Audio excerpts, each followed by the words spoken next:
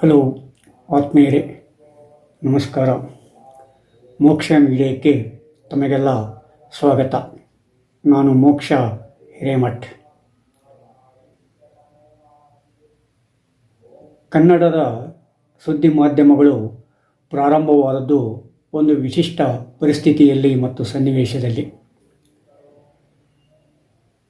ಈ ಕನ್ನಡ ವೃತ್ತಪತ್ರಿಕೆಗಳ ಇತಿಹಾಸವನ್ನು ನಾವು ಸಾಮಾನ್ಯವಾಗಿ 200 ವರ್ಷಗಳ ಹಿಂದಕ್ಕೆ ಒಯ್ಯಬಹುದು. ಮೊಟ್ಟ ಮೊದಲನೆಯ ಕನ್ನಡ ಪತ್ರಿಕೆ ಮಂಗಳೂರು ಸಮಾಚಾರ ಕ್ರಿಸ್ತಶಕ 1843 ಜುಲೈ 1ರಂದು ಪ್ರಾರಂಭವಾಯಿತು. ಈ ಮಂಗಳೂರು ಸಮಾಚಾರವನ್ನು ಸಂಪಾದಿಸಿ ಪ್ರಕಾಶಿಸಿದವರು ಹೆರ್ಮನ್ ಫ್ರೆಡ್ರಿಕ್ ಮೌಗ್ಲಿಂಗ್ ಎನ್ನುವ ಒಬ್ಬ ಕ್ರೈಸ್ತ ಧರ್ಮ ಪ್ರಚಾರಕ. ಈ ಹೆರ್ಮನ್ ಮೌಗ್ಲಿಂಗ್ ವ್ಯಕ್ತಿತ್ವವೇ ಒಂದು ತೆರನಾಗಿ ವಿಶಿಷ್ಟವಾದದ್ದು. ಹೆರ್ಮನ್ ಮೌಗ್ಲಿಂಗ್ ಜನ್ಮ ತಾಳಿದ್ದು ಜರ್ಮನಿಯಲ್ಲಿ ಕ್ರಿಸ್ತಶಕ 1811. ಅವನು ತನ್ನೆಲ್ಲ ಶಿಕ್ಷಣದ ಅರ್ಹತೆಗಳನ್ನು ಪಡೆದುಕೊಂಡ ಮೇಲೆ ಕ್ರೈಸ್ತ ಸನ್ಯಾಸಿಯಾಗಿ ಕ್ರೈಸ್ತ ಧರ್ಮ ಪ್ರಚಾರಕ ಮಂಡಳಿಯ ಪ್ರತಿನಿಧಿಯಾಗಿ ಕ್ರಿಸ್ತಶಕ 1836 ಸುಮಾರಕ್ಕೆ ಭಾರತಕ್ಕೆ ಬರ್ತಾನೆ. ಭಾರತಕ್ಕೆ ಬಂದು ಅವನು ಮಂಗಳೂರನ್ನು ತನ್ನ ನೆಲೆಯಾಗಿ ಆಯ್ಕೆ ಮಾಡಿಕೊಳ್ತಾನೆ. ಒಬ್ಬ ಕ್ರೈಸ್ತ ಮಿಷನರಿಯ ಪ್ರತಿನಿಧಿಯಾಗಿರೋದ್ರಿಂದ ಅವನಿಗೆ ಅನೇಕ ಸವಲತ್ತುಗಳು ಇದ್ದು, ಒಂದು ಭವ್ಯವಾದ ಬಂಗಲೆ, ಆಳು ಕಾಳುಗಳು, ಸಾಕಷ್ಟು ವೈಭವಪೂರಿತ ಜೀವನ, ಇವುಗಳನ್ನೆಲ್ಲ ಆ ಬಾಸೆಲ್ ಮಿಷನ್ ಸಂಸ್ಥೆ ಅವನಿಗೆ ಒದಗಿಸಿತ್ತು. ಆದರೆ ಹೆರ್ಮನ್ ಮೌಗ್ಲಿಂಗ್ ಭಾಳ ಸರಳವಾದ ವ್ಯಕ್ತಿ. ಅವನು ಸರಳ ಮತ್ತು ಸಂಪನ್ನವಾದ ಜೀವನವನ್ನು ಆಯ್ಕೆ ಮಾಡಿಕೊಂಡ. ಬಾಸೆಲ್ ಮಿಷನ್ ಕ್ರೈಸ್ತ ಸಂಘ ತನಗೆ ಒದಗಿಸಿರ್ತಕ್ಕಂಥ ಸೌಲಭ್ಯಗಳನ್ನೆಲ್ಲ ನಿರಾಕರಿಸಿ ಅವನು ಒಂದು ಸಾಮಾನ್ಯ ಗುಡಿಸಲಿನಲ್ಲಿ ವಾಸ ಮಾಡಿದ. ಒಂದು ಜೋಪಡಿಯಲ್ಲಿ ತನ್ನ ಜೀವನವನ್ನು ಪ್ರಾರಂಭಿಸಿದ. ಎಷ್ಟೋ ಜನಗಳು ವೈಭವಿತ ಜೀವನ, ಒಂದು ಸುಂದರವಾದ ಜೀವನವನ್ನು ಕನಸು ಕಂಡು ಬೇರೆ ಬೇರೆ ದೇಶಗಳಿಗೆ ಹೋದರೆ ಹೆರ್ಮನ್ ಮೌಗ್ಲಿಂಗ್ ಸರಳವಾದ ಜೀವನವನ್ನು ಆಯ್ಕೆ ಮಾಡಿಕೊಂಡು ಸರಳ ಮನುಷ್ಯರಲ್ಲಿ ಸರಳ ವ್ಯಕ್ತಿಯಾಗಿ ತನ್ನ ಜೀವನವನ್ನು ಪ್ರಾರಂಭಿಸಿದ. ಮಂಗಳೂರನ್ನು ತನ್ನ ನೆಲೆಯಾಗಿ ಆಯ್ಕೆ ಮಾಡಿಕೊಂಡ ಮೇಲೆ ಹೆರ್ಮನ್ ಮೌಗ್ಲಿಂಗ್ ಕೊಂಕಣಿ, ತುಳು, ಕನ್ನಡ ಭಾಷೆಯನ್ನು ಕಲಿತುಕೊಂಡ. ಲ್ಯಾಟಿನ್, ಗ್ರೀಕ್, ಇಂಗ್ಲಿಷ್ ಅವನಿಗೆ ಮೊದಲೇ ಗೊತ್ತಿತ್ತು. ಜರ್ಮನಿ ಅವನ ಮಾತೃಭಾಷೆಯಾಗಿತ್ತು. ಇಲ್ಲಿಗೆ ಬಂದು 7 ವರ್ಷಗಳಲ್ಲಿ ಅವನು ಕೊಂಕಣಿ, ತುಳು, ಕನ್ನಡ ಭಾಷೆಗಳಲ್ಲಿ ಪರಿಣತಿಯನ್ನು ಪಡೆದುಕೊಂಡ. ಸಂಸ್ಕೃತವನ್ನು ಉಪಯೋಗ ಮಾಡಲಿಕ್ಕೆ ಪ್ರಾರಂಭಿಸಿದ. ಒಬ್ಬ ಕ್ರೈಸ್ತ ಮಿಷನರಿಯಾಗಿ 19ನೇ ಶತಮಾನದ ಸುಮಾರಿಗೆ ಏನೂ ಸೌಕರ್ಯಗಳಿಲ್ಲರತಕ್ಕಂಥ ಕಾಲದಲ್ಲಿ ಅವನು ಈ ಭಾಷೆಯನ್ನು ಕಲಿತುಕೊಂಡದ್ದೇ ಭಾಳ ವಿಚಿತ್ರವಾದದ್ದು. ಅವನು ಹುಟ್ಟಿದ್ದು ಒಂದು ಸಂಸ್ಕೃತಿ. ಆ ಸಂಸ್ಕೃತಿಗೆ ಮತ್ತು ಭಾರತ ಸಂಸ್ಕೃತಿಗೆ ಅನೇಕ ವ್ಯತ್ಯಾಸಗಳಿದ್ದವು, ಅನೇಕ ವಿರೋಧಗಳಿದ್ದವು, ಅನೇಕ ವಿಶಿಷ್ಟಗಳಿದ್ದವು. ಭಾಷಾ ರಚನೆಯಾಗಲಿ, ಜೀವನ ವಿಧಾನವಾಗಲಿ, ರೀತಿ ನೀತಿಗಳಾಗಲಿ ಸಂಪೂರ್ಣವಾಗಿ ಭಿನ್ನವಾಗಿದ್ದವು. ಅಂಥ ಭಿನ್ನವಾಗಿದ್ದ ಪರಿಸರದಲ್ಲಿ ತನ್ನ ನೆಲೆಯನ್ನು ಕಂಡುಕೊಂಡು ಅವನು ಭಿನ್ನವಾಗಿಯೇ ಜನಸೇವೆಗೆ ತನ್ನ ಜೀವನವನ್ನು ಮುಡುಪಾಗಿಟ್ಟ.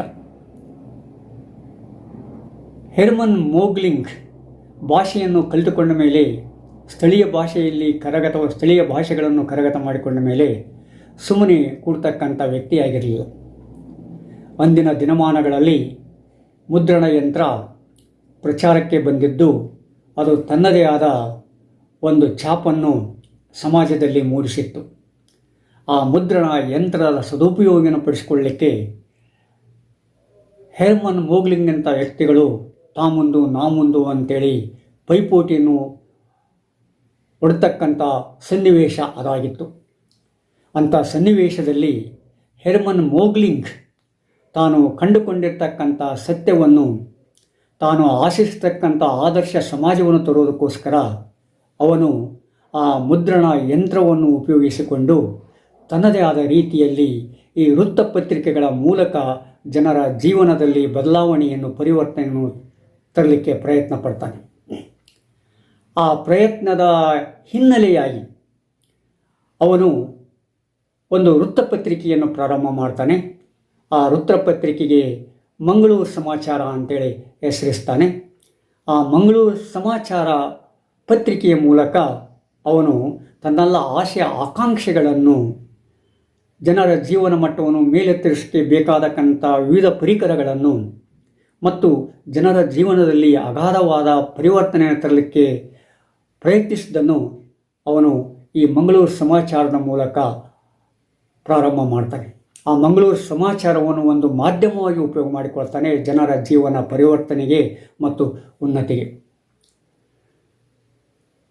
ಅವನು ಈ ಮಂಗಳೂರು ಸಮಾಚಾರವನ್ನು ಪ್ರಾರಂಭ ಮಾಡಿದ ಮೇಲೆ ಆ ಮಂಗಳೂರು ಸಮಾಚಾರವನ್ನು ಮಂಗಳೂರಿನಿಂದಲೇ ಮುದ್ರಣ ಮಾಡಿ ಮಂಗಳೂರಿನಲ್ಲಿಯೇ ಪ್ರಕಟಿಸಿ ಪ್ರಕಾಶನ ಮಾಡ್ತಾನೆ. ಆಗಿನ ಕಾಲದಲ್ಲಿ ಕಲ್ಲಚ್ಚಿನಲ್ಲಿ ಕಾಗದದ ಮೇಲೆ ಮುದ್ರಣವಾಗ್ತಿತ್ತು. ಆದ ಕಾರಣ ಅಂದಿನ ವೃತ್ತಪತ್ರಿಕೆಗಳಿಗೆ ಕಾಗದಗಳಂತೇಳಿ ಕರಿತಾ ಇದ್ದರು. ಮಂಗಳೂರು ಸಮಾಚಾರವನ್ನು ಒಂದು ಕಾಗದ ಅಂತೇಳಿ ಆವತ್ತಿನ ಜನಗಳು, ಆ ದಿನದ ಜನಗಳು ಹೆಸರಿಸ್ತಾ ಇದ್ದರು. ಆ ಮಂಗಳೂರು ಸಮಾಚಾರವನ್ನು ಪ್ರಾರಂಭ ಮಾಡಿರ್ತಕ್ಕಂಥ ಹೆರ್ಮನ್ ಮೋಗ್ಲಿಂಗ್ ತನ್ನದಾದ ವಿಶಿಷ್ಟ ರೀತಿಯಲ್ಲಿ ಆ ಮಂಗಳೂರು ಸಮಾಚಾರಕ್ಕೆ ಒಂದು ರೂಪವನ್ನು ಕೊಡ್ತಾನೆ. ಆ ಮಂಗಳೂರು ಸಮಾಚಾರದಲ್ಲಿ ವಿಶಿಷ್ಟವಾದ ಸುದ್ದಿಗಳನ್ನು ಬಿತ್ತಿಸ್ತಾನೆ. ಆ ಮಂಗಳೂರು ಸಮಾಚಾರದಲ್ಲಿ ಪ್ರಕಟವಾಗತಕ್ಕಂಥ ಸುದ್ದಿಗಳನ್ನು, ಸಂಗತಿಗಳನ್ನು, ಸನ್ನಿವೇಶಗಳನ್ನು ನಾವು ನೆನಪು ಮಾಡಿಕೊಂಡ್ರೆ ಇಂದಿಯೂ ಕೂಡ ನಮಗೆ ಆಶ್ಚರ್ಯ ಆಗುತ್ತೆ. ಎಷ್ಟೋ ಸಲ ನಮ್ಮ ಆಧುನಿಕ ಸಮೂಹ ಮಾಧ್ಯಮಗಳು ಅದರಿಂದ ಬಹಳ ದೂರ ಹೋದದ್ದನ್ನು ನಮಗೆ ಗೊತ್ತಾಗುತ್ತೆ. ಆ ಮಂಗಳೂರು ಸಮಾಚಾರದಲ್ಲಿ ಅವನು ಮೊದಲನೇದಾಗಿ ಬೇರೆ ಬೇರೆ ಸುದ್ದಿಗಳನ್ನು, ಸಮಾಚಾರಗಳನ್ನು, ಸಂಗತಿಗಳನ್ನು ಬಿತ್ತರಿಸ್ತಾನೆ. ಆ ಸಂಗತಿಗಳು, ಸಮಾಚಾರಗಳು, ಸುದ್ದಿಗಳು ನೈಜವಾಗಿರಬೇಕು. ಅವು ಜನರ ಜೀವನವನ್ನು ಪರಿವರ್ತಿಸಿರಬೇಕು. ಜನರ ಜೀವನವನ್ನು, ಸಮಾಜ ಜೀವನವನ್ನು ಉನ್ನತ ಮಟ್ಟಕ್ಕೆ ಕೊಂಡೊಯ್ಯಬೇಕು. ಅಂಥ ಸುದ್ದಿಗಳನ್ನು, ಅಂಥ ಸಂಗತಿಗಳನ್ನು ಮಾತ್ರ ಅವನು ಪ್ರಕಟಪಡಿಸ್ತಾನೆ. ಮೊದಲನೆಯದಾಗಿ ಜುಲೈ 1 ಕ್ರಿಸ್ತಶಕ 1843ರಲ್ಲಿ ಅವನು ಮಂಗಳೂರು ಸಮಾಚಾರ ಪತ್ರಿಕೆಯನ್ನು ಮುದ್ರಣ ಮಾಡಿ ಪ್ರಕಟಿಸ್ತಾನೆ. ಮೊದಲು ಮಂಗಳೂರು ಸಮಾಚಾರ ಪತ್ರಿಕೆಯನ್ನು ಅವನು ತಿಂಗಳಿಗೆ 2 ಸಲ ತರ್ತಾನೆ. ಅಂದರೆ 15 ದಿನಕ್ಕೆ ಒಂದು ಸಲ ಸಂಪಾದನೆ ಮಾಡಿ ಪ್ರಕಟಪಡಿಸ್ತಿರ್ತಾನೆ. ಜುಲೈ ಆ ತಿಂಗಳ 1 ಮತ್ತು ಆ ತಿಂಗಳ 15ರಂದು 2 ಸಲ ಅದು ಫೋರ್ಟ್ನೈಟಾಗಿ ಅವನು ಮಂಗಳೂರು ಸಮಾಚಾರವನ್ನು ಪ್ರಾರಂಭ ಮಾಡ್ತಾನೆ. ಆ ಮಂಗಳೂರು ಸಮಾಚಾರದಲ್ಲಿ ವಿಶಿಷ್ಟವಾದ ಸುದ್ದಿಗಳನ್ನು ಕೊಡ್ತಾನೆ. ಆ ಮಂಗಳೂರು ಸಮಾಚಾರದಲ್ಲಿ ಅಂದಿನ ಪ್ರಚಲಿತದಲ್ಲಿದ್ದಂಥ ಸುದ್ದಿಗಳು, ನೈಜ ಸುದ್ದಿಗಳು, ಅದು ಸಂಗತಿಗಳು, ಸನ್ನಿವೇಶಗಳು, ಸ್ಥಳೀಯ ಸುದ್ದಿಗಳು, ದೇಶದ ಸುದ್ದಿಗಳು, ಅಂತಾರಾಷ್ಟ್ರೀಯ ಸುದ್ದಿಗಳು, ಸರ್ಕಾರದ ನಿರೂಪಗಳು, ನೀತಿಕತೆಗಳು, ವಚನಗಳು, ಪದಗಳು, ಇನ್ನಿತರ ವಿಶಿಷ್ಟವಾದ ಸುದ್ದಿಗಳನ್ನು ಸಂಗ್ರಹಿಸಿ ಮುದ್ರಿಸಿ ಪ್ರಕಟ ಮಾಡ್ತಾನೆ. ಅಂದರೆ ಏನೂ ಸೌಕರ್ಯ ಇಲ್ಲದೇ ಇರತಕ್ಕಂಥ ಸಂದರ್ಭದಲ್ಲಿ ಅವನು ಇವೆಲ್ಲ ವಿಷಯಗಳನ್ನು ಸಂಗ್ರಹಿಸಿ ಅದನ್ನು ಅಚ್ಚು ಮಾಡಿ ಪ್ರಕಟಣ ಮಾಡಿ ಪ್ರಕಾಶಿಸಿದವಲ್ಲ, ಅದು ಅಷ್ಟು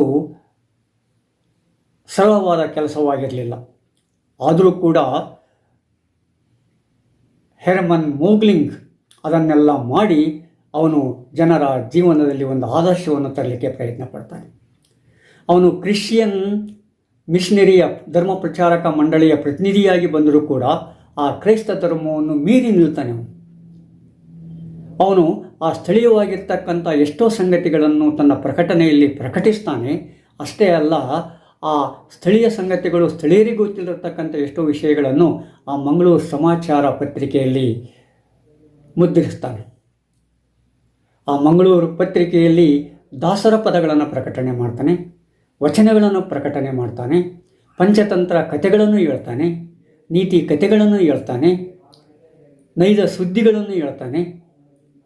ಆಮೇಲೆ ಇತ್ಯಾದಿಗಳನ್ನು ಅವನು ಆ ಮಂಗಳೂರು ಸಮಾಚಾರ ಪತ್ರಿಕೆಯಲ್ಲಿ ಪ್ರಕಟಿಸ್ತಾನೆ. ಅಂದರೆ ಅವುಗಳನ್ನೆಲ್ಲ ಸಂಪಾದನೆ ಮಾಡಿ ಪ್ರಕಟಣೆ ಮಾಡಿ ಜನರಿಗೆ ಮುಟ್ಟುವಾಗಿ ಅವನು ನೋಡ್ಕೊಳ್ತಾನೆ. ಆಗಿನ ಕಾಲದಲ್ಲಿ ಆ ಮಂಗಳೂರು ಸಮಾಚಾರ ಪತ್ರಿಕೆಯ ಬೆಲೆ 1 ಪೈಸೆಯಾಗಿತ್ತು. ಅವನು ಆ ಪತ್ರಿಕೆಯ ಮುಖಪುಟದಲ್ಲಿ ಕೂಡ ಮುದ್ರಿಸ್ತಾನೆ, ಈ ಪತ್ರಿಕೆ ಯಜಮಾನ ಅಪ್ಪಣ್ಣನವರ ಮನೆಯಲ್ಲಿ ಸಿಗ್ತಾ ಇದೆ, ಯಾರಾದರೂ ತೆಗೆದುಕೊಳ್ಳಬಹುದು 1 ಪೈಸೆಯನ್ನು ಕೊಟ್ಟು ಅಂತೇಳಿ. ಅಂದರೆ ಆ ಮಂಗಳೂರು ಸಮಾಚಾರ ಪತ್ರಿಕೆಯನ್ನು 1 ಪೈಸೆಗೆ, ಅದರ ಬೆಲೆಯನ್ನು 1 ಪೈಸೆಗೆ ನಿಗದಿಪಡಿಸಿ ಅದು ಅತಿ ಹೆಚ್ಚಿನ ಜನರಿಗೆ ಮುಟ್ಟುವ ಹಾಗೆ ನೋಡಿಕೊಳ್ತಾನೆ ಹೆರ್ಮನ್ ಮೋಗ್ಲಿಂಗ್. ಹೆರ್ಮನ್ ಮೋಗ್ಲಿಂಗ್ ಅಷ್ಟಕ್ಕೆ ಸೀಮಿತವಾಗಲಿಲ್ಲ. ಅವನು ಕ್ರಿಶ್ಚಿಯನ್ ಧರ್ಮ ಪ್ರಚಾರಕ ಪ್ರತಿನಿಧಿಯಾಗಿ ಬಂದರೂ ಕೂಡ ಅದನ್ನು ಮೀರಿ ಬೆಳೆದಿದ್ದರಿಂದ ಅವನ ಬಗ್ಗೆ ಸಂಘಗಳಲ್ಲಿ ಎಷ್ಟೋ ಗುಸುಗುಸು ಪ್ರಾರಂಭವಾಯಿತು. ಅದನ್ನೆಲ್ಲ ಮೀರಿ ಏನು ಮಾಡ್ತಾನೆ, ಅವನು ಮಂಗಳೂರು ಸಮಾಚಾರವನ್ನು ಬೆಳೆಸ್ತಾನೆ, ಸಮಾಜ ಪರಿವರ್ತನೆಗೆ ಪ್ರಯತ್ನ ಪಡ್ತಾನೆ, ಒಬ್ಬ ನಿಜವಾದ ಧರ್ಮ ಪ್ರಚಾರಕನಾಗಿ. ನಂತರದಲ್ಲಿ ಅನಿವಾರ್ಯ ಕಾರಣಗಳಿಂದ ಈಸ್ಟ್ ಇಂಡಿಯಾ ಕಂಪನಿಗೆ ಮತ್ತು ಬಾಷೆಲ್ ಮಿಷನ್ ಸಂಸ್ಥೆಗಳಿಗೆ ತಿಕ್ಕಾಟವಿದ್ದರಿಂದ ಅಂತಿಮವಾಗಿ ಆ ಮಂಗಳೂರು ಸಮಾಚಾರ ಪತ್ರಿಕೆಯನ್ನು ಲಂಡನ್ ಕ್ರೈಸ್ತ ಸಂಘ ಖರೀದಿ ಮಾಡುತ್ತೆ. ಅಷ್ಟೊತ್ತಿಗಾಗಲೇ ಆ ಮಂಗಳೂರು ಸಮಾಚಾರ ಪತ್ರಿಕೆಯ ಸಬ್ಸ್ಕ್ರಿಪ್ಷನ್ ಚಂದಾದಾರರು ಭಾಳ ಆಗಿರ್ತಾರೆ. ಆಗಿನ ಕಾಲದಲ್ಲಿ 539 ಚಂದಾದಾರರಿದ್ರಂತೆ. ಅದಕ್ಕೆ ಆಗಿನ ಕಾಲದಲ್ಲಿ ಅದು ಸಣ್ಣ ಪುಟ್ಟ ಸಂಗತಿ ಏನಾಗಿರಲಿಲ್ಲ. 539 ಚಂದಾದಾರರಿಗೆ ಮತ್ತು ಇನ್ನಿತರರಿಗೆ ಆ ಪತ್ರಿಕೆಯನ್ನು ಮುದ್ರಿಸಿ ಪ್ರಕಟಿಸಿ ಅವರಿಗೆ ಮುಟ್ಟಿಸುವುದು ಅಷ್ಟು ಸುಲಭವಾದ ಕೆಲಸ ಆಗಿರಲಿಲ್ಲ. ಆದಾಗ್ಯೂ ಹೆರ್ಮನ್ ಮೋಗ್ಲಿಂಗ್ ಆ ಕೆಲಸವನ್ನು ಚಾಚು ತಪ್ಪದೆ ಮಾಡ್ತಾನೆ. ಅಷ್ಟೇ ಅಲ್ಲ, ಅದರ ಮುದ್ರಣ ಸಂಖ್ಯೆಯನ್ನು ಹೆಚ್ಚು ಮಾಡೋದಕ್ಕೋಸ್ಕರ ಆಗಿನ ಕಾಲದಲ್ಲಿ ಮಂಗಳೂರಲ್ಲಿ ಆ ಕಲ್ಲಚ್ಚಿನಲ್ಲಿ ಸಾಧ್ಯತೆ ಆಗ್ತಿರಲಿಕ್ಕಿಲ್ಲ. ಅದೇ ವೇಳೆಯಲ್ಲಿ ಅದನ್ನು ಲಂಡನ್ ಕ್ರೈಸ್ತ ಸಂಘ ಕೊಂಡುಕೊಂಡಿದ್ದರಿಂದ ಅದರ ಪ್ರಕಟಣೆ ಬಳ್ಳಾರಿಗೆ ಸ್ಥಳಾಂತರ ಆಗುತ್ತೆ. ಬಳ್ಳಾರಿಗೆ ಸ್ಥಳಾಂತರ ಆದ ಮೇಲೆ ಹೆರ್ಮನ್ ಮೋಗ್ಲಿಂಗ್ ಅದರಿಂದ ಬಿಡುಗಡೆ ಆಗಲಿಕ್ಕೆ ಪ್ರಯತ್ನ ಪಡ್ತಾನೆ. ಯಾಕಂದರೆ ಅವನಿಗೆ ಬೇರೆ ಬೇರೆ ಕ್ಷೇತ್ರಗಳಲ್ಲಿ ಕೂಡ ಆಸಕ್ತಿ ಇತ್ತು. ಅವನಲ್ಲಿ ಬಹುಮುಖ ಪ್ರತಿಭೆ ಇತ್ತು. ಆ ಬಹುಮುಖ ಪ್ರತಿಭೆ ಏಕಮುಖ ಪ್ರತಿಭೆಗೆ ಮಾತ್ರ ಸೀಮಿತವಾಗಿರಲಿಲ್ಲ. ಆದ ಕಾರಣ ಅದರಿಂದ ಬಿಡುಗಡೆ ಆಗಲಿಕ್ಕೆ ಪ್ರಯತ್ನ ಪಡ್ತಾನೆ. ಆದರೆ ಅಲ್ಲಿರ್ತಕ್ಕಂಥ ವ್ಯಕ್ತಿಗಳು ಅವನನ್ನು ಬಿಡಲಿಕ್ಕೆ ತಯಾರಿರಲಿಲ್ಲ. ಅವನು ಮಂಗಳೂರಿನಲ್ಲಿದ್ದ ಕಂಡೇ ಅದರ ಸಂಪಾದಕನಾಗುತ್ತಾನೆ. ಬಳ್ಳಾರಿಯಲ್ಲಿ ಅದನ್ನು ಸ್ಥಳಾಂತರವಾದ ಮೇಲೆ ಮಂಗಳೂರು ಸಮಾಚಾರ ಪತ್ರಿಕೆಯ ತಲೆಬರಹ ಬೇರೆ ಆಗುತ್ತೆ. ಆ ಮಂಗಳೂರು ಸಮಾಚಾರ ಪತ್ರಿಕೆಗೆ ಕನ್ನಡ ಪತ್ರಿಕೆ ಅಂತೇಳಿ, ಕನ್ನಡ ಸಮಾಚಾರ ಅಂತೇಳಿ ಹೆಸರಿಸ್ತಾನೆ. ಅದರ ಪ್ರಕಟಣೆಯನ್ನು ಇನ್ನೊಬ್ಬ ಕ್ರೈಸ್ತ ಮಿಷನರಿಯಾದ ರಿಯು ಅಂತಕ್ಕಂಥ ವ್ಯಕ್ತಿ ನೋಡಿಕೊಳ್ತಾನೆ. ಅಂದರೆ ಸಂಪಾದಕತ್ವ ಹೆರ್ಮನ್ ಮೋಗ್ಲಿಂಗಂದಾಗಿದ್ದರೆ ಅದರ ಪ್ರಕಟಣೆ ರಿಯುನದಾಗಿರುತ್ತೆ, ಎಡ್ಮಂಡ್ ರಿಯುನದಾಗಿರುತ್ತೆ.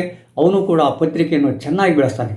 ಅಷ್ಟೊತ್ತಿಗಾಗಲೇ ಆ ಪತ್ರಿಕೆ ಮಂಗಳೂರು, ಮೈಸೂರು, ಬೆಂಗಳೂರು, ತುಮಕೂರು, ಬಳ್ಳಾರಿ, ಶಿವಮೊಗ್ಗ, ಶಿರಸಿ, ಹುಬ್ಬಳ್ಳಿ, ಧಾರವಾಡ, ಕಾರವಾರ, ಹೊನ್ನಾವರ ಈ ಎಲ್ಲ ಪ್ರದೇಶಗಳಲ್ಲಿ ಹಬ್ಬಿಕೊಂಡಿರ್ತದೆ. ಆ ಚಂದಾದಾರರು ಕೂಡ ಹೆಚ್ಚಿನ ಸಂಖ್ಯೆಯಲ್ಲಾಗಿರ್ತಾರೆ. ಈ ರೀತಿ ಆದುದರಿಂದ ಅದೇನಾಗುತ್ತೆ, ಕನ್ನಡ ಸಮಾಚಾರವಾಗಿ ಆ ಪತ್ರಿಕೆ ಮುಂದುವರಿಯುತ್ತೆ. ಆದರೆ ಭಾಳ ವರ್ಷ ಮುಂದುವರಿಯೋದಿಲ್ಲ. ಯಾಕಂದರೆ ಅದೇ ವೇಳೆಯಲ್ಲಿ ರಿಯುಗೆ ಅನಾರೋಗ್ಯ ಉಂಟಾಗುತ್ತೆ. ಈಗಾಗ ಪತ್ರಿಕೆ ನೋಡಿಕೊಳ್ಳೋದು ಅವನಿಗೆ ಆಗ್ತಾ ಇರಲಿಲ್ಲ. ಅವನು ನಿಧನರಾಗಿ ಬರ್ತಾನೆ. ಆ ರಿಯು ನಿಧನನಾದ ಮೇಲೆ ಆ ಪತ್ರಿಕೆ ನಿಂತೋಗಿಬಿಡ್ತದೆ. ಆ ಹೊತ್ತಿನಲ್ಲಿ ಬೇರೆ ಬೇರೆ ಒತ್ತಡಗಳು ಕೂಡ ಅಲ್ಲಿ ಬರ್ತವೆ. ಅದು ಕೂಡ ಕಾರಣ ಆಗುತ್ತೆ. ಆದರೆ ಹೆರ್ಮನ್ ಮೋಗ್ಲಿಂಗ್ ಅಷ್ಟಕ್ಕೆ ನಿಲ್ತಕ್ಕಂಥ ವ್ಯಕ್ತಿಯಲ್ಲ. ಅವನು ಬಹುಮುಖ ಪ್ರತಿಭೆ ಇರೋದ್ರಿಂದ, ಬಹುಮುಖ ವ್ಯಕ್ತಿತ್ವ ಅವನಲ್ಲಿರೋದ್ರಿಂದ ಅವನೇನು ಮಾಡ್ತಾನೆ, ಈ ಸಾಹಿತ್ಯಿಕ ಕ್ಷೇತ್ರಗಳಲ್ಲಿ ತನ್ನನ್ನು ತೊಡಗಿಸ್ಕೊಳ್ತಾನೆ. ದಾಸರ ಪದಗಳನ್ನು ಅಚ್ಚು ಮಾಡಿ ಪ್ರಚಾರ ಮಾಡುವ ಜೊತೆಗೆ ಆ ದಾಸರ ಪದಗಳನ್ನು ಅವನು ಜರ್ಮನ್ ಭಾಷೆಗೆ ಅನುವಾದಿಸ್ತಾನೆ. ಕನ್ನಡ ಗಾದೆಗಳನ್ನು ಸಂಪಾದನೆ ಮಾಡ್ತಾನೆ, ಅವನ್ನು ಕೂಡ ಜರ್ಮನ್ ಭಾಷೆಗೆ ಅನುವಾದನೆ ಮಾಡ್ತಾನೆ.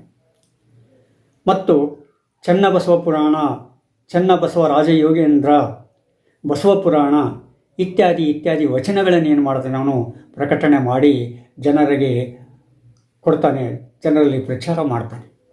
ಒಬ್ಬ ಕ್ರೈಸ್ತ ಸನ್ಯಾಸಿಯಾದರೂ ಕೂಡ, ಕ್ರೈಸ್ತ ಪ್ರಚಾರಕ ಮಂಡಳಿಯ ಪ್ರತಿನಿಧಿಯಾದರೂ ಕೂಡ ಅದನ್ನು ಮೀರಿ ಮಾನವೀಯತೆಯ ಧರ್ಮವನ್ನು ಆಶಿಸಿ ಆ ಸ್ಥಳೀಯ ಧರ್ಮಗಳ ನಡುವೆ ತನ್ನ ಧರ್ಮವನ್ನು ಅನುಸಂಧಾನ ಮಾಡಿಕೊಂಡು ಏನು ಮಾಡ್ತಾನೆ, ಅವನು ಮುನ್ನಡೆಗಿಡ್ತಾನೆ. ಹೀಗಾಗಿ ಅವನು ಬೇರೆ ಬೇರೆ ತೆರನಾದ ಪ್ರಕಟಣೆಗಳನ್ನು ತನ್ನಲ್ಲಿ ತೊಡಗಿಸ್ಕೊಳ್ತಾನೆ. ಅಷ್ಟೇ ಅಲ್ಲ, ಕನ್ನಡ ಸಾಹಿತ್ಯಕ್ಕೆ ತನ್ನದೇ ಆದ ಒಂದು ಕಾಣಿಕೆಯನ್ನು ಕೊಡ್ತಾನೆ. ಕನ್ನಡ ಸಾಹಿತ್ಯ ಚರಿತ್ರೆಯಲ್ಲಿ ನಾವು ಅವನ ಹೆಸರನ್ನು ಹೇಳಲೇಬೇಕಾಗತ್ತೆ. ಯಾಕಂದರೆ ಮೊಟ್ಟ ಮೊದಲನೆಯದಾಗಿ ಕನ್ನಡ ಭಾಷೆಯನ್ನು ಜರ್ಮನ್ ಭಾಷೆಗೆ ಅನುವಾದಿಸಿದ ಕೀರ್ತಿ ಅವನಿಗೆ ಹೋಗುತ್ತೆ. ಬೇರೆಯವರು ಪ್ರಯತ್ನ ಪಟ್ಟಿರ್ಬೋದಿಲ್ಲ ಅಂತಲ್ಲ, ಆದರೆ ಅವನು ಮಾಡಿರ್ತಕ್ಕಂಥ ವಿಶಿಷ್ಟ ಪ್ರಯತ್ನ ಏನಿದೆಯಲ್ಲ ಭಾಳ ಮುಖ್ಯ ಆಗುತ್ತೆ. ಅಷ್ಟೇ ಅಲ್ಲ, 18 ಕ್ರಿಸ್ತಶಕ 1857ರಲ್ಲಿ ಮತ್ತೊಂದು ಪತ್ರಿಕೆಯನ್ನು ಪ್ರಾರಂಭ ಮಾಡ್ತಾನೆ. ಆ ಪತ್ರಿಕೆಗೆ ಸುವಾರ್ತೆ ಅಂತ ಹೆಸರಿಡ್ತಾನೆ. ಆದರೆ ಅದು ಕೂಡ ಒಂದು ವರ್ಷ ನಡೆದೋಗಿ ಮತ್ತೆ ನಿಂತೋಗ್ಬಿಡ್ತೈತೆ. ಅಷ್ಟಾದರೂ ಕೂಡ ಅವನು ಅಧೀರ್ನಾಗದೆ ಬೇರೆ ಬೇರೆ ರೀತಿಯಲ್ಲಿ ಸಮಾಜ ಪರಿವರ್ತನೆಯಲ್ಲಿ ತೊಡಗಿಕೊಂಡು ತನ್ನದೇ ಆದ ರೀತಿಯಲ್ಲಿ ಆ ಧರ್ಮ ಪ್ರಚಾರವನ್ನು, ತನ್ನದೇ ಆದ ರೀತಿಯಲ್ಲಿ ಮಾನವ ಧರ್ಮವನ್ನು ಪ್ರಚಾರ ಮಾಡ್ತಾನೆ. ನಿಜವಾದ ಧರ್ಮಕ್ಕೆ, ನೈಜ ಧರ್ಮಕ್ಕೆ ಅವನು ನಿಷ್ಠನಾಗಿ ಕೆಲಸ ಮಾಡ್ತಾನೆ. ತಾನು ಪ್ರತಿನಿಧಿಸ್ತಕ್ಕಂಥ ಧರ್ಮವನ್ನು ಮೀರಿ ಬೆಳೀತಕ್ಕಂಥ ವ್ಯಕ್ತಿಯಾಗಿ ಸಮಾಜದ ಎದುರಿಗೆ ನಿಲ್ತಾನೆ. ಅಷ್ಟೇ ಅಲ್ಲ, ಈ ಹೆರ್ಮನ್ ಮೋಗ್ಲಿಂಗ್ ಮಾಡಿರ್ತಕ್ಕಂಥ ಇನ್ನೊಂದು ಮಹತ್ವದ ಕಾರ್ಯ ಅಂತಂದರೆ, ಆಗ ಆ ಕ್ರೈಸ್ತ ಸಂಘಗಳು ಕನ್ನಡದಲ್ಲಿ ಒಂದು ಶಬ್ದಕೋಶವನ್ನು, ಅರ್ಥಕೋಶವನ್ನು ಸಂಪಾದನೆ ಮಾಡಲಿಕ್ಕೆ ಪ್ರಯತ್ನಪಟ್ಟು, ಆ ಸಂಪಾದನೆ ಮಾಡಬೇಕಾದ್ರೆ ಯಾರು ಮಾಡಬೇಕಂತಕ್ಕಂಥ ಒಂದು ಗೊಂದಲ ಆ ಕ್ರೈಸ್ತ ಸಂಘದಲ್ಲಿತ್ತು. ಆಗ ಹೆರ್ಮನ್ ಮೋಗ್ಲಿಂಗ್ ಫರ್ಡಿನಾಂಡ್ ಕಿಟಲರ ಹೆಸರನ್ನು ಸೂಚನೆ ಮಾಡ್ತಾನೆ. ಮೋಗ್ಲಿಂಗ್ ಸೂಚನೆ ಮಾಡಿರ್ತಕ್ಕಂಥ ಫರ್ಡಿನಾಂಡ್ ಕಿಟಲರ ಹೆಸರನ್ನು ಎಲ್ಲರೂ ಸ್ವೀಕಾರ ಮಾಡ್ತಾರೆ. ನಂತರದಲ್ಲಿ ಕಿಟಲ್ ಶಬ್ದಕೋಶವನ್ನು ಸಂಪಾದನೆ ಮಾಡ್ತಾರೆ. ಆ ಕಿಟಲ್ ಶಬ್ದಕೋಶ ಕನ್ನಡ ಸಾಹಿತ್ಯದಲ್ಲಿ, ಕನ್ನಡ ಶಬ್ದಕೋಶದಲ್ಲಿ ಇಂದಿಗೂ ಕೂಡ ಒಂದು ಮೈಲಿಗಲ್ಲು. ಅಂದರೆ ಅಂಥ ವ್ಯಕ್ತಿಗಳನ್ನು ಹುಡುಕಿ ತೆಗೆದು ಅವರನ್ನು ಕೆಲಸಕ್ಕೆ ಹಚ್ಚಿ ಅವರನ್ನು ಕೆಲಸವನ್ನು ತೆಗೆದುಕೊಂಡು ಅದನ್ನು ಜಯದತ್ತ ಕೊಂಡೊಯ್ತಾನಲ್ಲ, ಅಂಥ ಒಂದು ವಿಶಿಷ್ಟವಾದ ವ್ಯಕ್ತಿತ್ವ ಆ ಹೆರ್ಮನ್ ಮೋಗ್ಲಿಂಗಿಂದು. ಹೀಗಾಗಿ ಹೆರ್ಮನ್ ಮೋಗ್ಲಿಂಗ್ ನಮಗೆ ಕನ್ನಡ ಸಾಹಿತ್ಯದ ವೃತ್ತಪತ್ರಿಕೆಗಳ ಒಂದು ಜನಕನಾಗಿ ಹೊರಹೊಮ್ಮುತ್ತಾನೆ. ಅದಕ್ಕಾಗಿ ಕರ್ನಾಟಕ ಸರ್ಕಾರ ಜುಲೈ 1 ವೃತ್ತಪತ್ರಿಕಾ ದಿನವಾಗಿ ಇಂದಿಗೂ ಕೂಡ ಆಚರಣೆ ಮಾಡ್ತಾ ಇದೆ. ಅಂದರೆ ಜುಲೈ 1 ಕ್ರಿಸ್ತಶಕ 1843ರಂದು ಮಂಗಳೂರು ಸಮಾಚಾರ ಪ್ರಾರಂಭವಾದ ಕಾರಣದಿಂದ ಜುಲೈ 1 ನಾವು ಕನ್ನಡ ವೃತ್ತಪತ್ರಿಕೆಗಳ ಪತ್ರಿಕಾ ದಿನ ಅಂತೇಳಿ ನಾವು ಆಚರಣೆ ಮಾಡ್ತಾ ಇದ್ದೇವೆ. ಇದನ್ನೆಲ್ಲ ಆಗು ಮಾಡಿದ್ದು, ಇದನ್ನೆಲ್ಲ ಸಾಧಿಸಿದ್ದು ಈ ಹೆರ್ಮನ್ ಮೋಗ್ಲಿಂಗ್ ಅಂತಕ್ಕಂಥ ಒಬ್ಬ ಕ್ರೈಸ್ತ ಧರ್ಮ ಪ್ರಚಾರಕ ಪ್ರತಿನಿಧಿ. ಅದನ್ನು ಮೀರಿ ಬೆಳಿತಾನೆ. ಅವನು ತನ್ನ ಪತ್ರಿಕೆಯಲ್ಲಿ ನೈಜ ಸುದ್ದಿಗಳನ್ನು ಮಾತ್ರ ಪ್ರಕಟಿಸ್ತಾನೆ, ಉಳಿದ ಸುದ್ದಿಗಳಿಗೆ ಅವಕಾಶ ಕೊಡೋದಿಲ್ಲ. ಸತ್ಯ ಸಂಗತಿಗಳನ್ನು ಮಾತ್ರ ಬಿತ್ತರಿಸ್ತಾನೆ, ನೈತಿಕತೆಯನ್ನು ಮಾತ್ರ ತುಂಬುತ್ತಾನೆ, ಇನ್ನಿತರ ಸಂಗತಿಗಳನ್ನು ಧಿಕ್ಕರಿಸಿ ಅದನ್ನು ಖಂಡತುಂಡವಾಗಿ ತಳ್ಳಿ ಹಾಕಿಬಿಡ್ತಾನೆ. ಈ ರೀತಿಯಾಗಿ ತನ್ನ ಪತ್ರಿಕೆ ಸಮಾಜದ ಪ್ರತಿನಿಧಿಯಾಗಬೇಕು, ಕಟ್ಟಕಡೆಯ ಮನುಷ್ಯನೂ ಕೂಡ ಪರಿವರ್ತನೆಯ ಕಟ್ಟಕಡೆಯ ಮನುಷ್ಯನೂ ಕೂಡ ಮಾನವನಾಗಿ ಬಾಳಬೇಕು, ಸಮಾಜ ಪರಿವರ್ತನೆಯಾಗಬೇಕನ್ನೋದು ಮಾತ್ರ ಅವನ ಮುಖ್ಯ ಗುರಿಯಾಗಿತ್ತೇ ಹೊರತು ಮತ್ತೊಂದಲ್ಲ. ಅವನು ಈಗಿನ ಸಮೂಹ ಮಾಧ್ಯಮಗಳಂತೆ ದೇಶದ ಕಿಡಿಕಾರುವ ಒಡೆದಾಳುವ ಸುದ್ದಿಗಳನ್ನು, ಪಲ್ಲಂಗದಾಟದ ಸುದ್ದಿಗಳನ್ನು, ಸಮಾಚಾರಗಳನ್ನು, ಸಂಗತಿಗಳನ್ನು ಮತ್ತು ಸುಳ್ಳು ಸುದ್ದಿಗಳನ್ನು ಬಿತ್ತರಿಸಿ ಚಂದಾದಾರನ್ನು ಹೆಚ್ಚಿಸಿಕೊಳ್ತಕ್ಕಂಥ ಕೆಲಸವನ್ನು ಎಂದೂ ಮಾಡಲಿಲ್ಲ. ಅವನು ಇವುಗಳನ್ನೆಲ್ಲ ಧಿಕ್ಕರಿಸಿ ತನ್ನದೇ ಆದ ರೀತಿಯಲ್ಲಿ ನೈತಿಕತೆಯನ್ನು ಸಮಾಜಕ್ಕೆ, ಜನರಿಗೆ ಒಯ್ತಾನೆ. ಆ ಜನರಲ್ಲಿ ಜಾಗೃತಿಯನ್ನುಂಟು ಮಾಡ್ತಾನೆ. ಈ ಹಿನ್ನೆಲೆಯಲ್ಲಿ ನೋಡಿದಾಗ ಇಂದಿನ ಸಮೂಹ ಮಾಧ್ಯಮಗಳು ಈ ಹೆರ್ಮನ್ ಮೋಗ್ಲಿಂಗ್ನಂಥ ವ್ಯಕ್ತಿಗಳಿಂದ ಕಲಿಯುವುದು ಭಾಳ ಇದೆ ಅಂತ ಅನಿಸುತ್ತೆ. ಯಾಕಂದರೆ ಇಂದಿನ ದಿನಮಾನಗಳಲ್ಲಿ ನಾವು ಯಾವುದೇ ಸಮೂಹ ಮಾಧ್ಯಮಗಳನ್ನು ನೋಡಿದ ತಕ್ಷಣ ನಮಗೆ ದ್ವೇಷದ ಕಿಡಿ ಕಾಣುತ್ತೆ. ಸುಳ್ಳು ಸುದ್ದಿಗಳು ಪುಟಗಳಲ್ಲಿ ದೃಶ್ಯಗಳಲ್ಲಿ ಕಾಣ್ತವೆ. ಪಲ್ಲಂಗದ ಆಟ ಮೇರೆ ಮೀರಿ ಅದೇ ಜೀವನ ಅಂತ ಅನಿಸಿಬಿಟ್ಟಿದೆ. ಅನಾವಶ್ಯಕ ಸುದ್ದಿಗಳನ್ನು ಕೊಡ್ತಾ ಇದ್ದಾರೆ. ಅದರಿಂದ ಜನರ ಒಂದು ಫ್ಯಾಷನ್ ಅಂದರೆ ಜನರಲ್ಲಿರ್ತಕ್ಕಂಥ ಭಾವೋದ್ಯೋಗಗಳನ್ನು ಬೆಳೆದೆರಗಿಸಿ ಒಡೆದಾಡ್ತಕ್ಕಂಥ ಕೆಲಸವನ್ನು ಮುಂದುವರಿಸ್ತಕ್ಕಂಥದ್ದು ತಮ್ಮ ಪತ್ರಿಕೆಯ ಅಥವಾ ಮಾಧ್ಯಮಗಳ ಈ ಚಂದಾದಾರನ ಹೆಚ್ಚಿಸ್ಕೊಳ್ತಕ್ಕಂಥದ್ದು, ಅದರಿಂದ ಲಾಭವನ್ನು ಪಡೆದುಕೊಳ್ತಕ್ಕಂಥದ್ದು ನಾವು ನೋಡ್ತಾ ಇದ್ದೇವೆ. ಆದರೆ ಒಬ್ಬ ಕ್ರಿಶ್ಚಿಯನ್ ಧರ್ಮ ಪ್ರಚಾರಕ ಮಂಡಳಿಯ ಪ್ರತಿನಿಧಿಯಾಗಿರ್ತಕ್ಕಂಥ ಹೆರ್ಮನ್ ಮೋಗ್ಲಿಂಗ್ ಅವನು ತನ್ನ ಜೀವನದಲ್ಲಿ ಎಂದೂ ಇದನ್ನು ಮಾಡಲಿಲ್ಲ. ಯಾಕಂದರೆ ಅವನು ಆ ಕ್ರಿಶ್ಚಿಯನ್ ಧರ್ಮವನ್ನು ಮೀರಿ ಬೆಳೆದಿದ್ದ, ಅವನು ಮಾನವ ಸಮಾಜವನ್ನು ಅಪ್ಪಿಕೊಂಡಿರ್ತಕ್ಕಂಥ ವ್ಯಕ್ತಿಯಾಗಿದ್ದ. ಈ ಹಿನ್ನೆಲೆಯಲ್ಲಿ ನಮಗೆ ಮಂಗಳೂರು ಸಮಾಚಾರವಾಗಲಿ, ಕನ್ನಡ ಸಮಾಚಾರವಾಗಲಿ, ಹೆರ್ಮನ್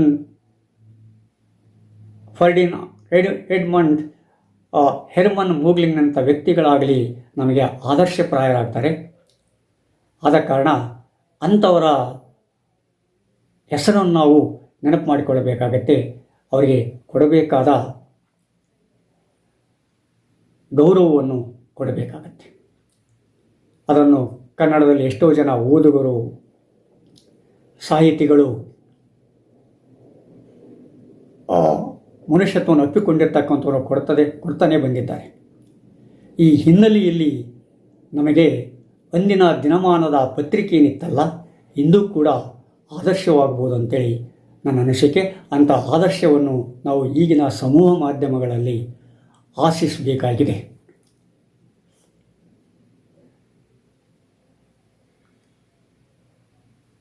ಮಾನ್ಯರೇ, ಮತ್ತೆ ಮುಂದಿನ ಸಂಚಿಕೆಯಲ್ಲಿ ಮುಖಾಮುಖಿಯಾಗೋಣ. ಇದನ್ನು ಶೇರ್ ಮಾಡಿ, ಮುಖ್ಯವಾಗಿ ಸಬ್ಸ್ಕ್ರೈಬ್ ಆಗಿ.